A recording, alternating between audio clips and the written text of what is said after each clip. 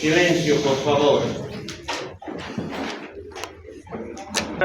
No lo vamos a hacer con láminas porque uno, que no está bien esta computadora, y dos, porque siempre es mejor dar una clase sobre pizarra y tiza.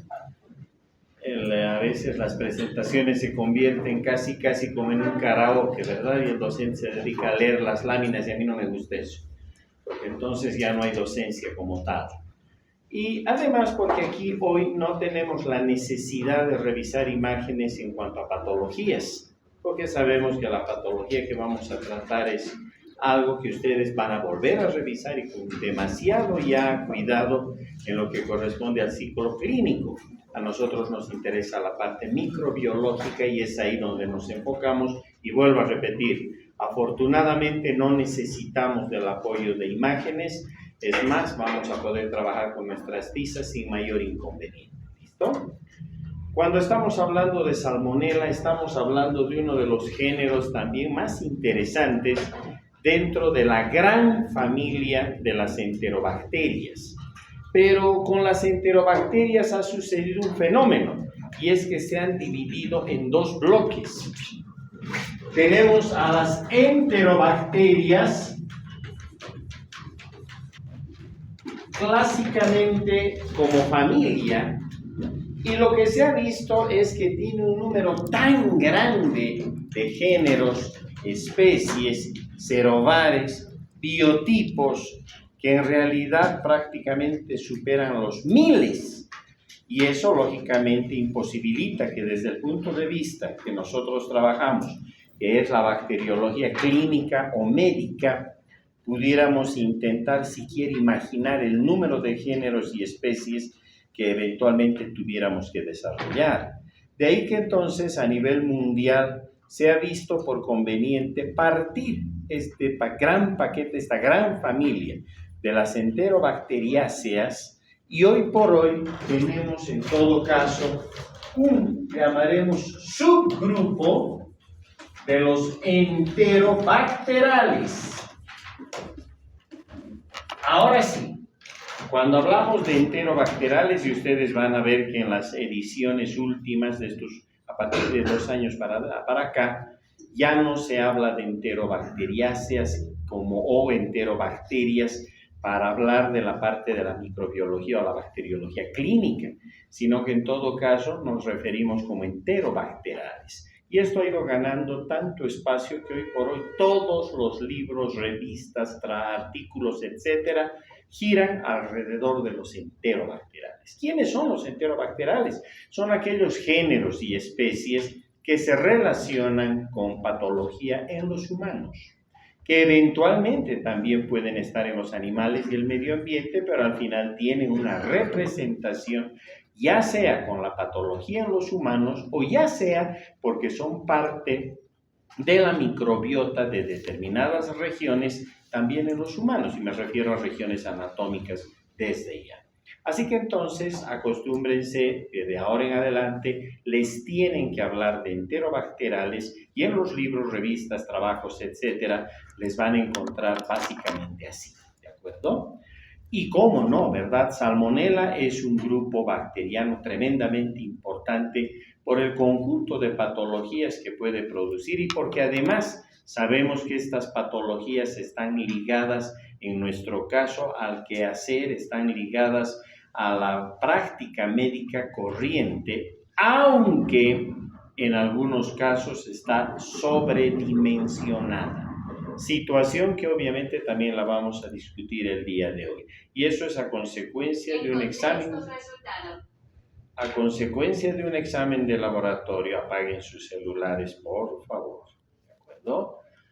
Y esto simplemente gira, vuelvo a repetir, por un examen de laboratorio que está descartado prácticamente en todo el mundo, y solamente algunos países, Haití, Bolivia, algunos países africanos y algunos países asiáticos todavía mantienen en boga. Y lo que es peor, es uno de los exámenes que más se pide dentro de los hospitales.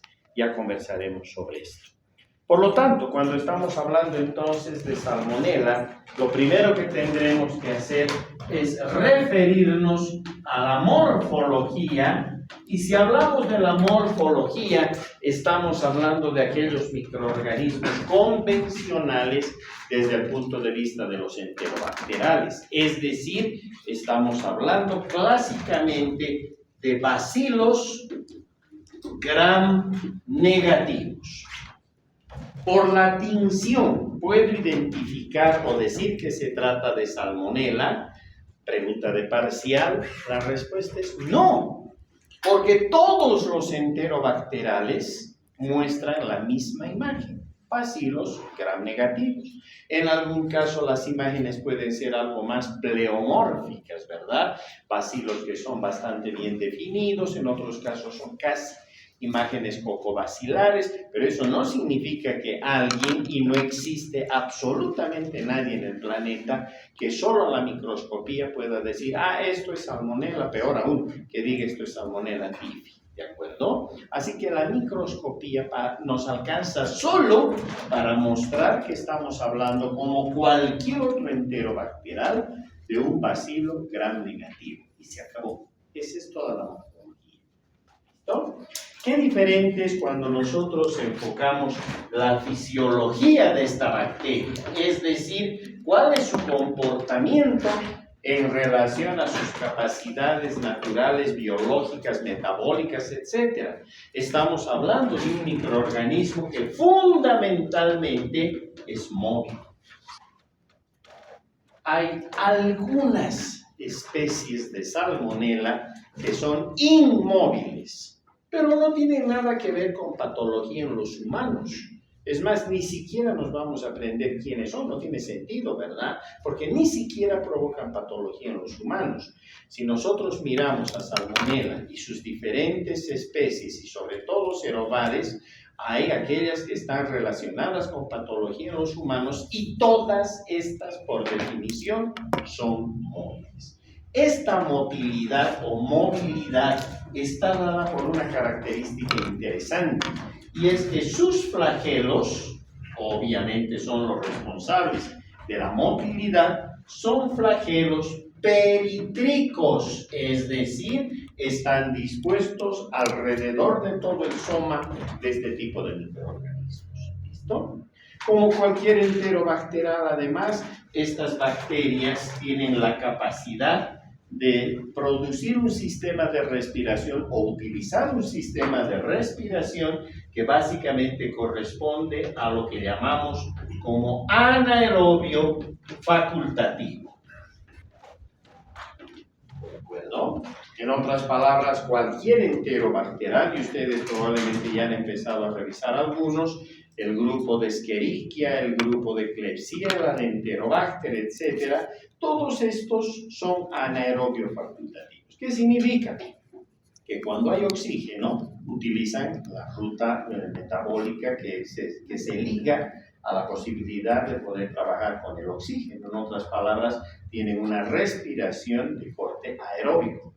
Pero en cuanto el oxígeno empieza a deplecionarse, muy rápidamente cambian el switch e ingresan en un proceso de respiración diferente, que es el proceso fermentativo. Por eso les decimos anaerobio facultativos. Pueden respirar corrientemente sobre la base de lo que significa, en otras palabras, llegar hasta el oxígeno como último aceptor de hidrogeniones, o pueden, cuando este oxígeno se depresiona, pueden tomar otra vía una vez que han llegado hasta el piruvato y a partir de esta irse hacia las rutas fermentativas.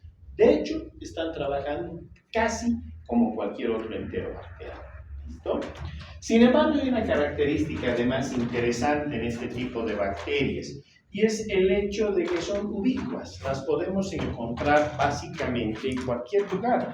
Sobreviven en el agua, fundamentalmente en los alimentos, no tienen mayor problema, incluso sobre vegetales. Hay especies que sobreviven y están adaptadas a los animales, así que entonces son bastante ubicuas.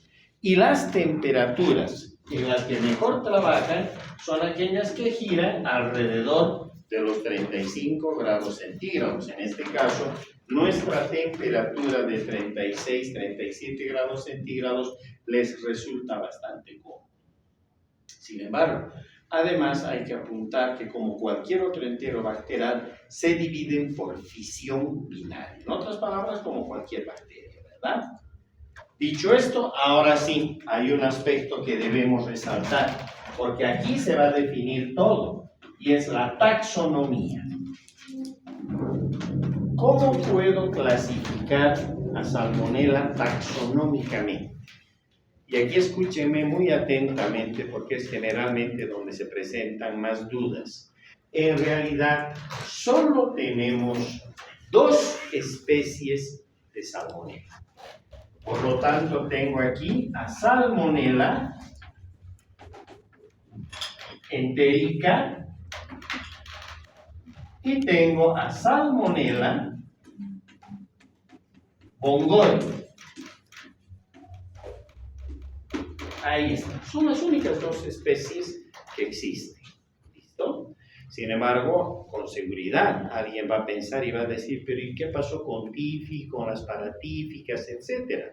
Aquí está lo interesante, porque si bien tenemos solamente estas 2 especies, fíjense que el género está yendo con mayúscula al empezar, como ustedes ya saben, y la especie está yendo con minúscula, ¿verdad? Esto como ya lo sabemos.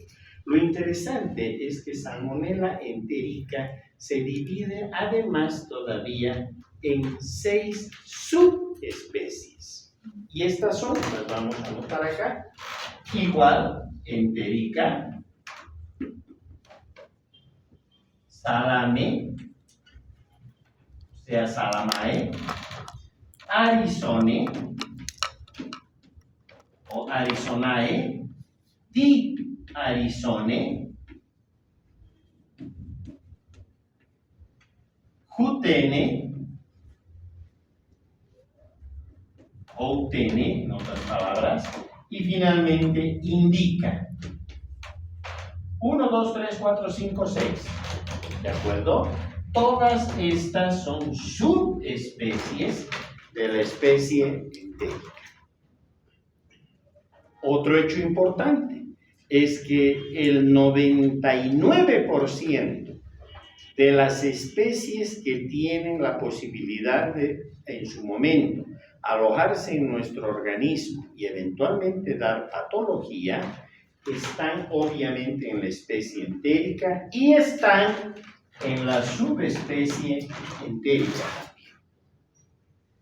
¿Listo? Así que entonces, ahora sí, ya estoy trabajando solamente con Salmonella entérica, subespecie entérica, y hasta ahí llegué. Pero resulta que empieza a hacerse esto cada vez más complejo. ¿Por qué? Porque se encuentra que debido a particularidades en la estructura de esta bacteria, de este género en general, ¿verdad? Hay la posibilidad de poder estudiar variantes que se obtienen cuando se hacen los estudios de serotipificación, ¿de acuerdo? Es decir, utilizando antisueros dirigidos, como vamos a ver, hacia fracciones de la pared de la bacteria o hacia los flagelos de la bacteria o hacia las regiones capsulares de la bacteria, resulta que nos encontramos con un conjunto de 0 variedades que es bastante grande. De hecho, a la fecha, calculamos más o menos 2.400 serovares, o sea, variedades obtenidas por serotipificación. Y esto no paró. Se siguen encontrando de tanto en tanto nuevos serovares. Es más, a los científicos les gusta, nos gusta, ¿verdad?, empezar cada vez a hablar más de las posibilidades que eventualmente se podrían explorar. Eso es lo interesante, ¿verdad? No tiene sentido venir y repetir una lección que esté en cualquier libro y mejor que lo que uno puede dar, ¿verdad? Aquí de lo que se trata es que mostremos qué es lo que está pasando y hasta dónde ustedes pueden mirar y ojalá inspirarse como para que puedan buscar algo más. Esa es la idea. Pero si nosotros tenemos más de 2.400 cerobares, significa que esto lo podemos ajustar en la taxonomía. Y puedo ajustar. De hecho, tengo un cerobar que se denomina TIFI.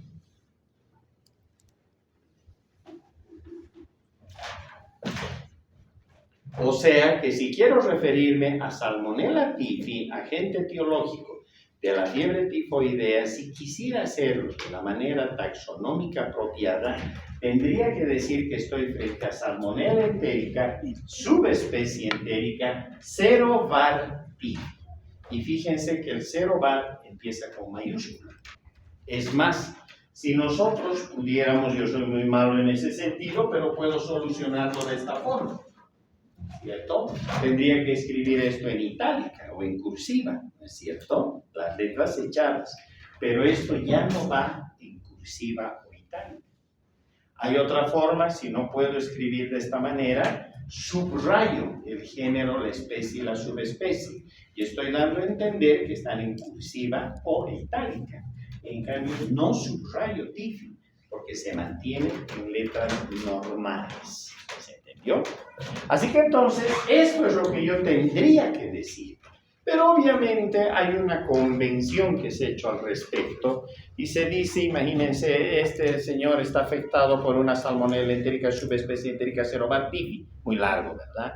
Entonces lo que se ha hecho es contraer todo esto y entonces podemos hablar solamente de Salmonella, ya no pongo la especie, ¿para qué? Si ya sé que todas están bajo la misma especie, ¿no es cierto? Y me voy directamente al cerovar. En otras palabras, esto está en cursiva, por eso estoy subrayando, porque puedo hacerlo así. Y ahora esto con mayúscula va a ir de esta forma. No está en cursiva y está con mayúscula. Por lo tanto, hay un error en muchos libros de microbiología, donde ponemos al cerobar como si fuese especie, cosa que taxonómicamente no está aceptada. ¿De acuerdo? Por lo tanto, si yo ya tengo la taxonomía y ya sé que tengo más de 2.400 cerobares, lo que tendríamos que ahora razonar juntos es ¿y de dónde salió esto? ¿Cómo es que se estructura todo esto? Y para ello, entonces, lo único que tengo que hacer es irme a la estructura de la bacteria como tal. Vamos a borrar esto, ya no nos interesa. Queda claro lo de las subespecies, ¿verdad? La única que en este momento estamos trabajando y se ha encontrado en los humanos es la subespecie entérica. En esta es la que se encuentran los cerobares. Estas otras existen. A veces algunas pueden causar patología en los humanos, pero esto es lo más raro, por eso decíamos 98-99% están aquí, ¿verdad? Estas circulan más en los animales y en el medio ambiente. Hay animales en los cuales existen solamente estas subespecies y no están en los humanos, porque no tienen los mecanismos de adaptación para con nosotros. Y eso está muy bien, porque imagínense, si con esto ya tenemos problemas, imagínense con todo esto. Sin embargo, puede ser que en el futuro, debido a los cambios climatológicos y sobre todo apuntando a lo que significa esto de que cada vez estamos aumentando lo que significa el fenómeno del calentamiento global, especies que estaban limitadas, por ejemplo, solamente a las aguas, a los ambientes hídricos, por el aumento de las temperaturas, el calentamiento global, puede ser que puedan empezar a interactuar con animales, provocar patología en estos y pueden saltar a los humanos.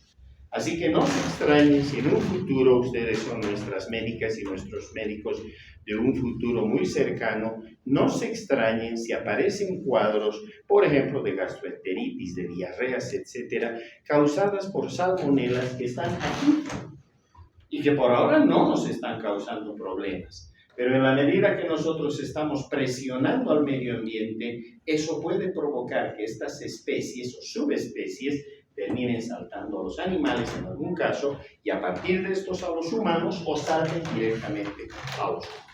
¿De acuerdo? Bien, borramos también. Ya nos ha quedado claro de dónde viene todo esto, pero ahora hemos dicho a partir de qué se puede hacer esta tipificación o este estudio para llegar hasta los cerovales. Y para ello, lo que tengo que hacer es dibujar mi salmonela.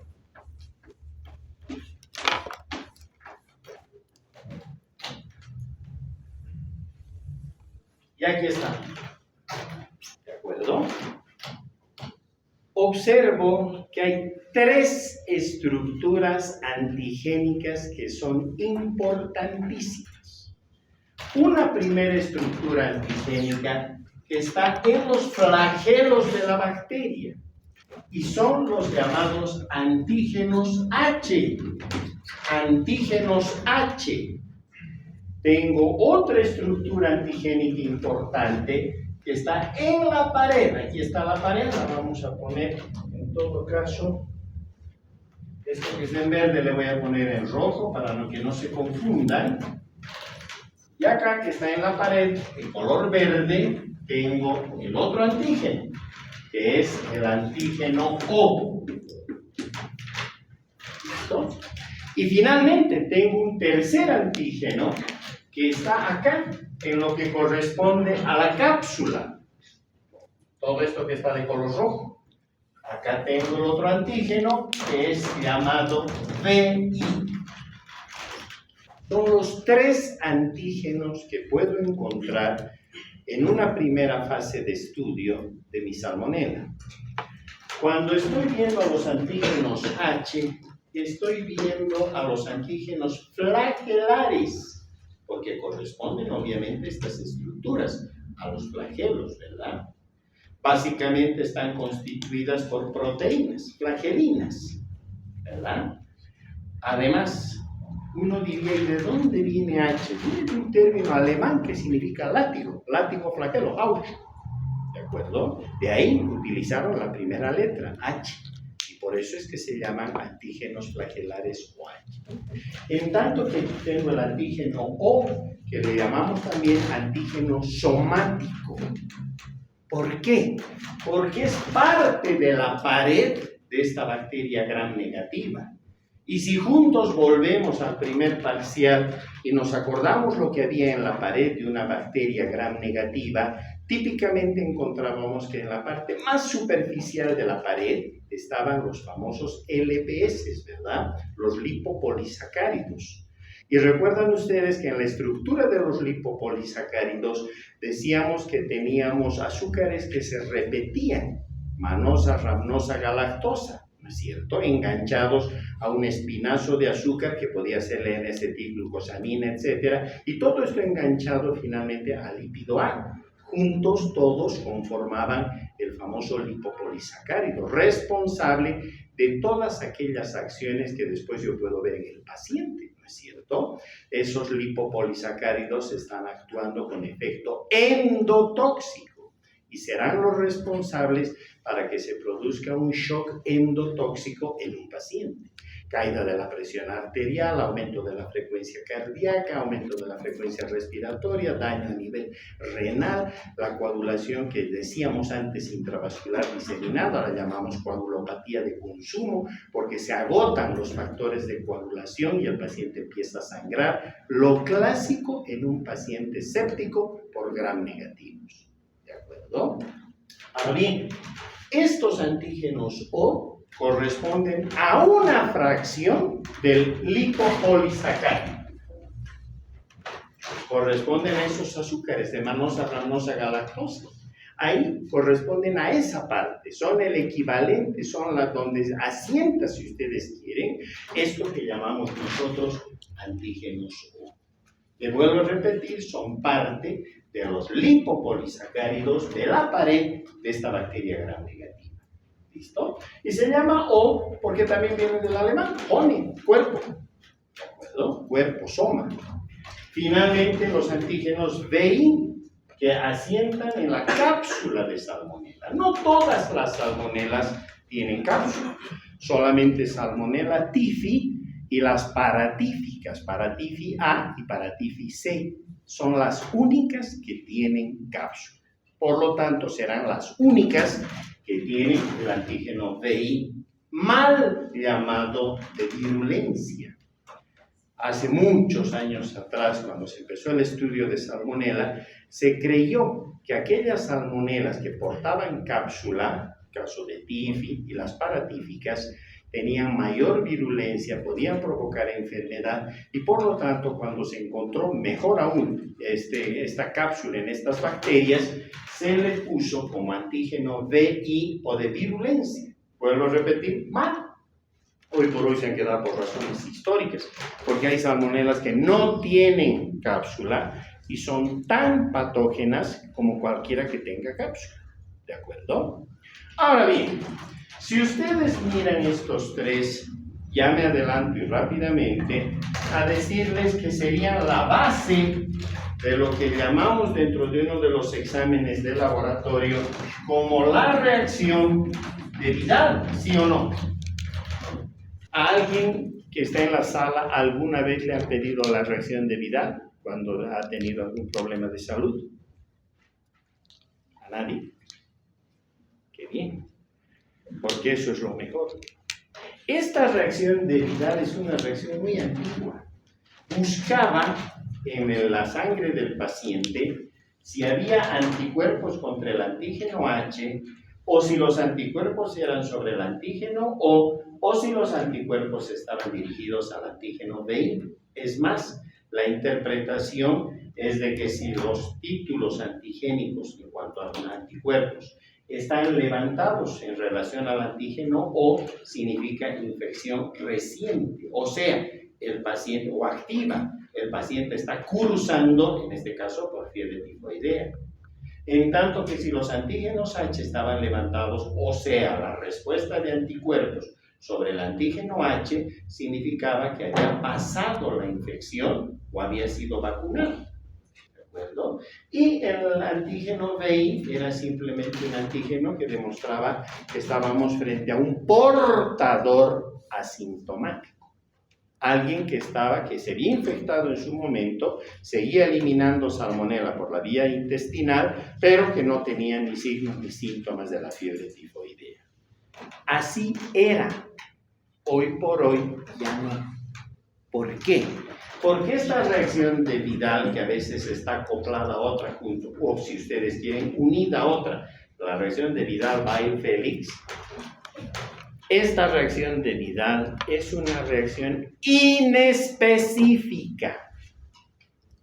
En otras palabras, les puede dar títulos altos contra cualquiera de estos en un resfrío, en malaria, en dengue, en lepra, hasta en tuberculosis, pacientes que pueden en su momento tener hasta problemas autoinmunitarios. Yo tengo artritis reumatoidea o tengo lupus eritematoso diseminado o tengo cualquier problema con mi inmunidad y automáticamente el Vidal vira, levanta los títulos. ¿Se dan cuenta? Por lo tanto, ya no se usa Vidal más. ¿Listo? Pregunta de parcial. Es más, en otros años repetíamos con los estudiantes, la reacción de Vidal no sirve para diagnóstico. Pasaban 2 o 3 años, voy al hospital, encuentro a los estudiantes, ¿qué estás pidiéndole al paciente? Reacción de Vidal. ¿Pero qué te he dicho? ¿Qué hemos dicho? ¿Qué hemos aprendido? No sirve, por favor. Lo grave es que van a ir ustedes a las salas de los hospitales y se van a encontrar con médicos que siguen pidiendo la reacción de Vidal. Y lo peor, ven lo que sale en la reacción de Vidal y con eso diagnostican fiebre tifoidea, cuando está terminantemente prohibido utilizar la reacción de Vidal para diagnóstico. ¿De acuerdo? Así que entonces, por favor, por piedad, no pidan reacción de Vidal. A los laboratorios ya les hemos dado la orden de que no compren ya más reactivos para Vidal. Y nos dicen, ¿pero qué quieren que hagamos si los médicos nos piden?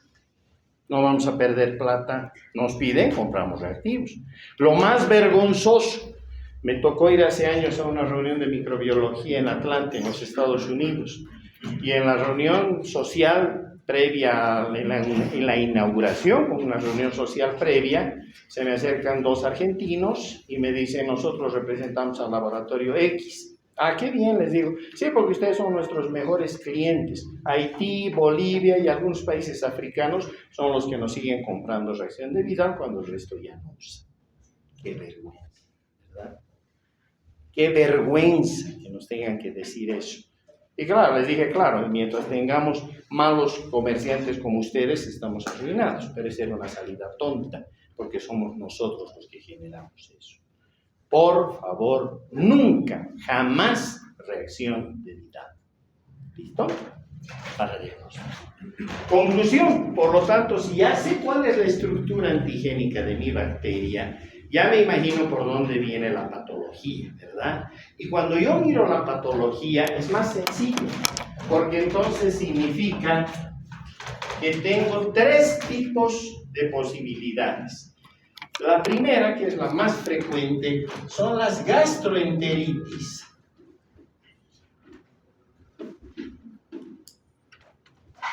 La segunda posibilidad es que sean los problemas extraintestinales, también conocidos como fiebres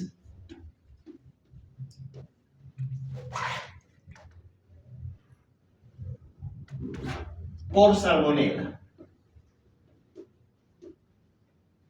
Y la tercera posibilidad es que tengamos aquí portadores asintomáticos.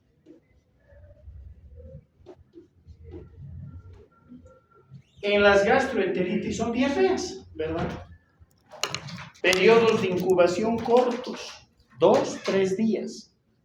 El sábado fui a comer algo en la calle y eran vegetales, lechugas, etc. Comí, el domingo no pasaba nada, el lunes me empiezo a poner mal, el martes diarrea. Tal vez el lunes en la noche ya. 2-3 días de incubación. Y cuando me buscan, obviamente, ¿dónde van a buscar a la bacteria? Si no es en este caso, en el proceso diarreico, ¿verdad? Me toman mi muestra, o yo llevo mi muestra, estudian y me dicen, sí, es una salmonela. Pero son salmonelas asociadas a las gastroenteritis. O sea, estamos hablando clásicamente de una salmonela Typhimurium. Typhimurium, otra vez vean que está con mayúscula, ¿verdad? O puede ser una salmonela enteritidis, o puede ser una salmonela agona, con A nada más. Agona. Vuelvo a repetir, puede ser una salmonela Typhimurium, puede ser una salmonela enteritidis, o puede ser una salmonela agona, solo con A. ¿Por qué les estoy dando estos tres cuando estamos reconociendo que hay más de 2.400 serobares? ¿Se dan cuenta? Es porque en nuestro laboratorio, en el INGLAS, en bacteriología, en mi laboratorio, se ha hecho un trabajo durante muchos años y hemos podido encontrar por serotipificación, trabajando un esquema que ya les voy a explicar, ¿cuáles son las salmonelas en Bolivia que están asociadas a las gastroenteritis, que están presentes en los humanos? Y hemos encontrado en las gastroenteritis Salmonella typhimurium, Salmonella enteritidis y Salmonella agona, que también circula en los alimentos. Es obvio que a partir de los alimentos nos infectamos, ¿verdad? Es una infección que va por vía oral desde ya. Entonces también se les ha encontrado en los alimentos y también se ha encontrado a estas con alguna variante en lo que es aguas. ¿De acuerdo? Por lo tanto, es por eso que les digo, porque en Bolivia tenemos fundamentalmente estos tres serobares. Ahora, no son los únicos, hay otros más.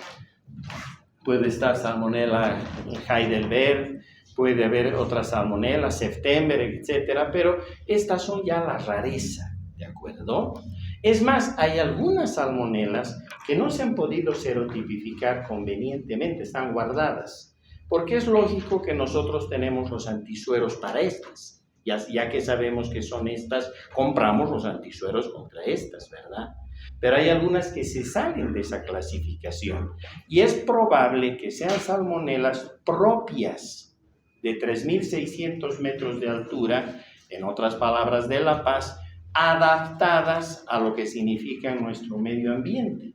Y eso significaría entonces que pueden estar ahí guardadas alguna salmonela y que ojalá cuando ustedes se gradúen como médicos, médicas, si eligen los caminos de la infectología, la pediatría infectológica, etcétera, o la salud pública para ser salubristas, epidemiólogas, epidemiólogos, o ojalá microbiólogas, microbiólogos, buscarán otras salmonelas en el agua, en los vegetales, en los animales, en los humanos, y puede ser que alguna no esté dentro del panel de las 2.400, ¿de acuerdo? Y esa salmonela se llamará seguramente salmonela La Paz, por decir algo, porque las últimas salmonelas ya reciben nombres de lugares geográficos. Por eso hay la salmonela Montevideo, la salmonela Heidelberg, etcétera, etcétera, etcétera.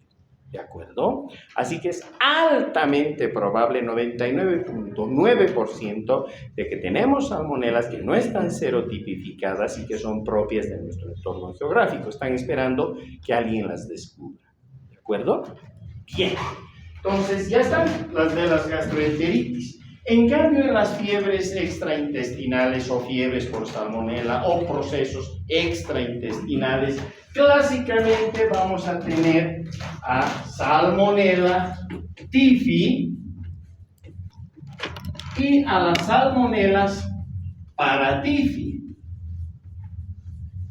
La A y la salmonela paratyphi C. Y esto, pregunta de parcial.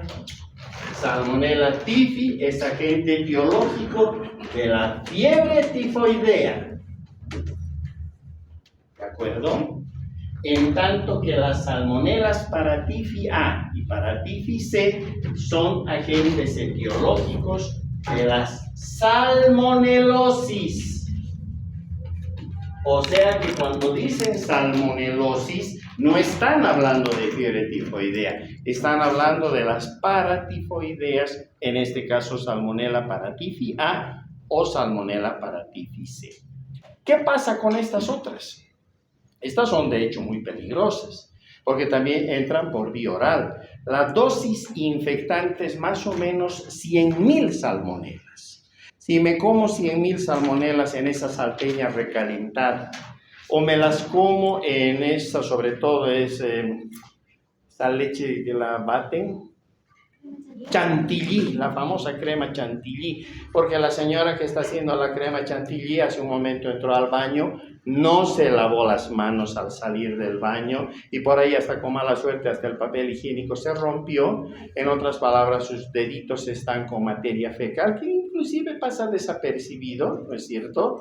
Y empieza a batir la crema, la leche, y obviamente se levanta la crema chantilly. Las salmonelas les encanta la leche.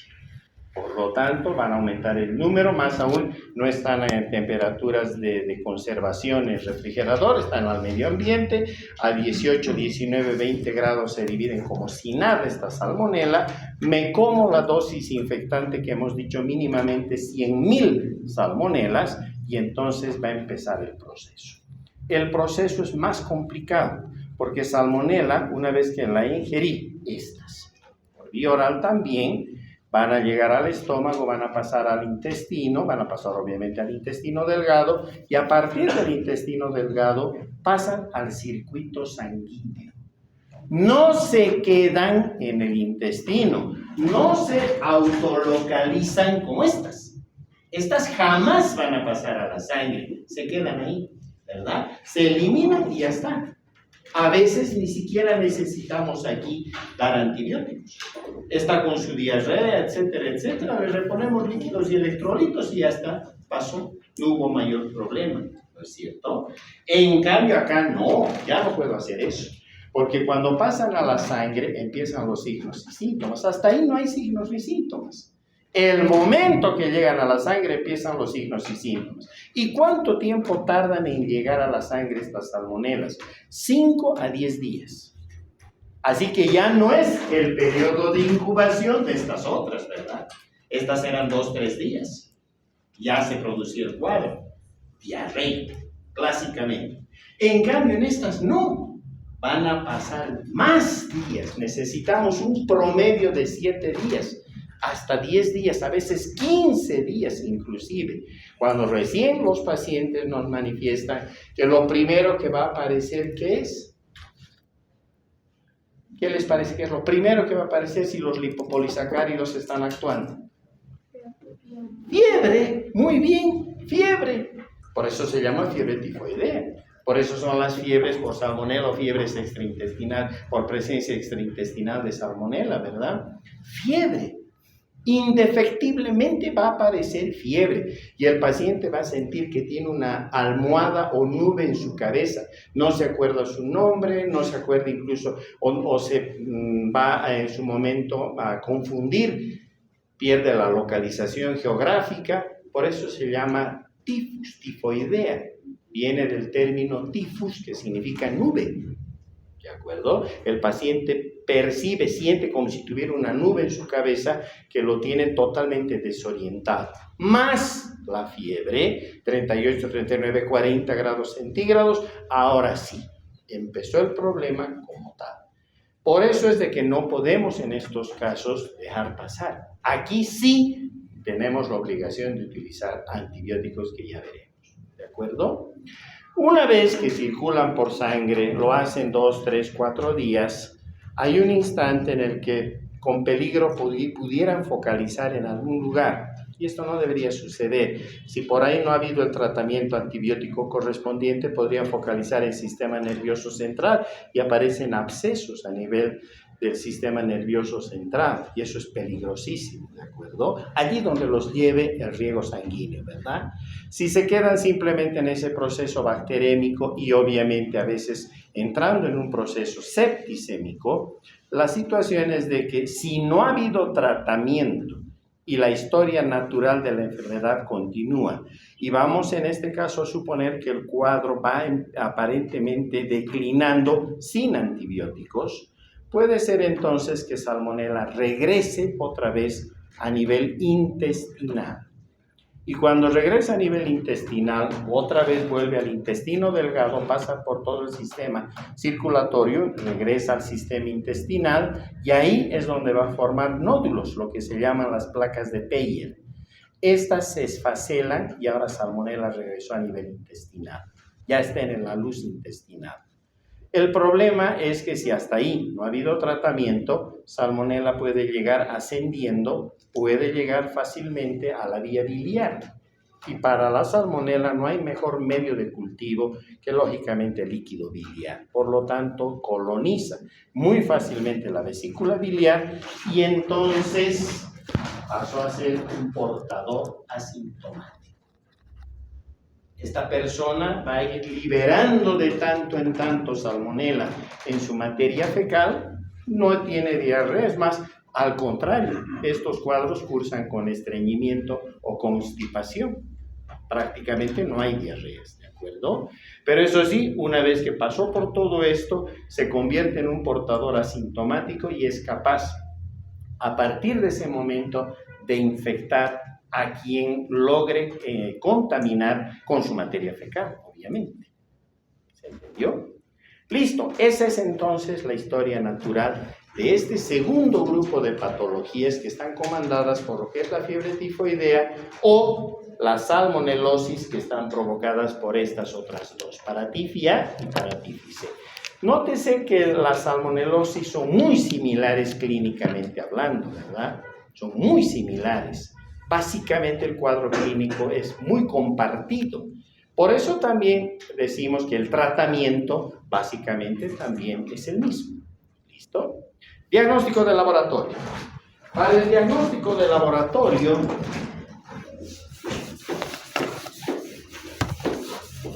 tenemos que quedar claros en que si nos vamos a abocar a una patología en particular, que es el de las fiebres intestinales, porque en la otra no hay problema, ¿verdad? Diarrea, recogemos o nos traen la muestra de materia fecal, en este caso diarreica, hacemos los cultivos correspondientes y llegamos hasta la bacteria. Acá es más complicado. Acá necesito trabajar con semanas. Durante la primera semana de la enfermedad, ¿cuál será la muestra ideal? Fuerte. Aquí pueden equivocarse. Al frente ya no. Sangre. Muy bien. Si está haciendo bacteremia. Claro que sí. Por lo tanto, sangre. Eso significa hemocultivos. ¿Listo? Así que si tienen un paciente que les dice que hace 15 días ha comido crema chantilly en el Parque de los Monos y que ayer ha empezado con un dolor de cabeza fuerte que prácticamente se desorientaba y la fiebre empezó en la noche y el pobre está pero transpirando y está además ya prácticamente además con la situación de los escalofríos, ustedes ya están dirigiendo el diagnóstico y pediremos el hemocultivo. Está en la primera semana. ¿Listo? A partir de la tercera semana ha regresado al tubo intestinal. Por lo tanto, ¿qué pediremos? Muy bien, pediremos coprocultivo. Coprocultivo, o sea, estamos estudiando materia fecal. Porque ahí sí, no ha regresado al tubo intestinal, habrán las posibilidades de que diagnostiquemos este microorganismo. La corrida de bacteriología es también compleja para estas bacterias, no es tan sencilla, porque tenemos que trabajar fundamentalmente, primero,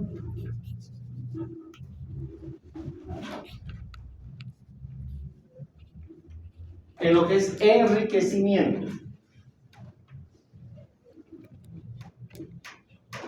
El enriquecimiento lo hacemos, es decir, estamos trabajando con materia fecal, vamos a colocar en tubos, en medios líquidos, en los cuales se va a enriquecer la muestra. En otras palabras, va a aumentar el número de salmonelas y va a disminuir la de la microbiota acompañante, porque no van a ser las únicas que van a aparecer. A partir de materia fecal estaría Escherichia coli, etcétera, ¿verdad? Entonces vamos a disminuir a las otras y vamos a privilegiar a estas. Y ahí entonces tenemos, por ejemplo, el famoso caldo, cisteína, inclusive en algunos casos con telurito. Ustedes simplemente enriquecimiento. A partir del enriquecimiento pasamos al aislamiento. Y en el aislamiento, en el país, utilizamos más el medio SS, porque permite detectar salmonela y también permite detectar shigella, ¿de acuerdo? Así que ese es el medio que más utilizamos. Hay muchos medios, el XLD, el Hectoen, Wilson, Blair, etc. Pero el que todos los laboratorios utilizan es el SS, con raras excepciones. De ahí, obviamente, tenemos que hacer la bioquimiotipificación. La bioquimiotipia, que significa explorar esta bacteria, cuál es su comportamiento frente a los azúcares, que evidentemente produce sulfuro de hidrógeno. Por otra parte, cómo se va a comportar frente a la lisina, cómo se va a comportar, va a producir, no va a producir indol, utiliza, no utiliza el citrato, es decir, una serie de pruebas de bioquimiotipia que terminan armando lo que llamamos el mosaico de bioquimiotipificación, que no lo vamos a poner porque ustedes no van a ser microbiólogos, ¿verdad? Solamente tienen que saber que se hace ese estudio y cuando se concluye ese estudio, ahora sí le podemos dar el nombre a esta bacteria, Salmonella. Para poderle dar ahora sí el serovar, tengo que hacer serotipificación. Y en Bolivia, solo un laboratorio hace serotipificación de Salmonella. Es nuestro laboratorio de bacteriología en el enlace. ¿De acuerdo? Así que los demás laboratorios, si yo trabajo en un laboratorio del Hospital X o de un laboratorio particular Y, si encontré salmonela, voy a reportar salmonela SPP. ¿Se acuerdan qué es SPP? Cualquier especie, ¿verdad? Entonces, salmonela SPP. Y ustedes no van a reclamar, porque si ustedes han atendido al paciente, les ha dicho que ayer ha comido un choripán en el estadio y que esta mañana ya empezó con su diarrea y se le ha hecho el examen y sale salmonela SPP, obviamente está aquí. No me interesa que sea enteritis, que sea ágona o que sea tifimurium, ¿verdad? Ya sé que es salmonela. Y entonces sé qué tipo de tratamiento daré de acuerdo al antibiograma, o a veces hemos dicho que ni siquiera es necesario, ¿cierto? Pero en cambio, si al paciente tiene 15 días incubando el problema y empezó ayer con los signos y síntomas, le han hecho el hemocultivo, le han pedido el hemocultivo y el hemocultivo es positivo y pasó por todo esto y sale salmonela, tampoco les van a poner salmonela tifi. En algún caso puede ser porque la bioquimiotipia alcanza. Pero lo que no vamos a poner es para tifi A o para tifi C, porque se comportan de la misma manera.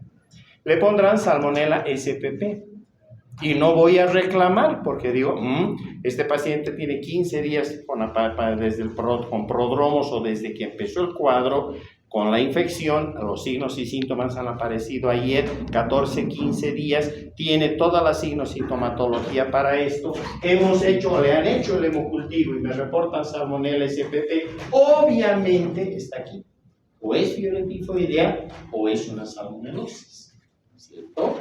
Ya sé que tengo que empezar a utilizar las drogas que me han puesto en el antibiograma, ¿se entendió? Muy diferente es que ese laboratorio, por conexión con el INLASA, mande sus cepas de salmonela. Eso es otra cosa, porque ahí entonces el INLASA procederá a hacer la serotipificación, que se llama trabajar con el esquema de Kaufman-White.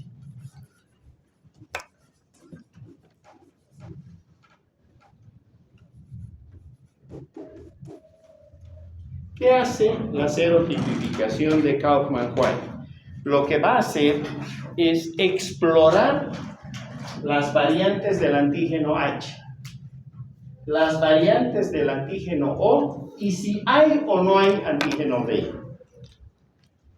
En H son cientos y en O cientos. O sea que es un trabajo minucioso. Esto no se hace en 1 o 2 días. Usualmente uno tarda 14, 15 días en completar el esquema de Kaufman-White. Y además que en nuestro caso va a estar dirigido a las que hemos dicho, tifimurio, enteritis, ágona, tifi o para tifi A o para tifi C. Ya sabemos que están circulando en Bolivia, ¿verdad?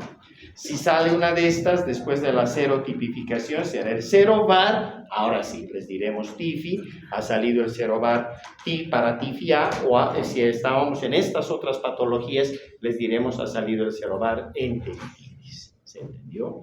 Que ya no interesa, solo para epidemiología, ¿verdad? Porque en la clínica está resuelto el problema. Tratamiento. El tratamiento se debe ejecutar dependiendo de los antibiogramas, pero las drogas a explorar son las aminopenicilinas, o sea, ampicilina o amoxicilina, cefalosporinas de tercera generación,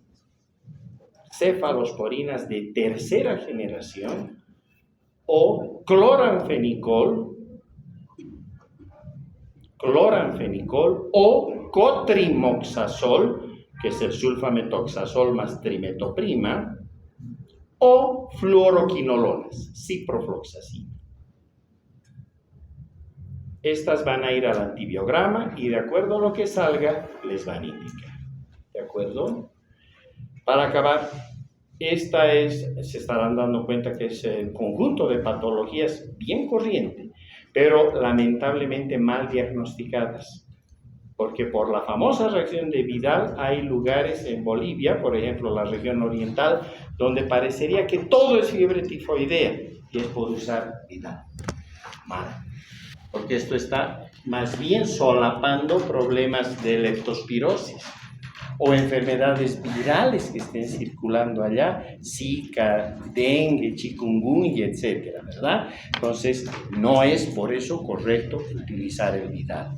Y hace muchos años, en fines de 1800, en Estados Unidos vivía una señora, doña María, que después la llamaron doña María tifoidea.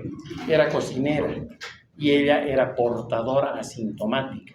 Llegó un instante en que las casas donde ella trabajaba, la gente se enfermaba con fiebre tifoidea y moría. Obviamente la detectaron con los sistemas de salud pública del país, la encontraron que era ella, le hicieron los estudios bacteriológicos, determinaron que evidentemente se trataba de que era una portadora asintomática y le ofrecieron hacerle la cirugía de la vesícula biliar para que dejara de transmitir la enfermedad. Ella se escapó.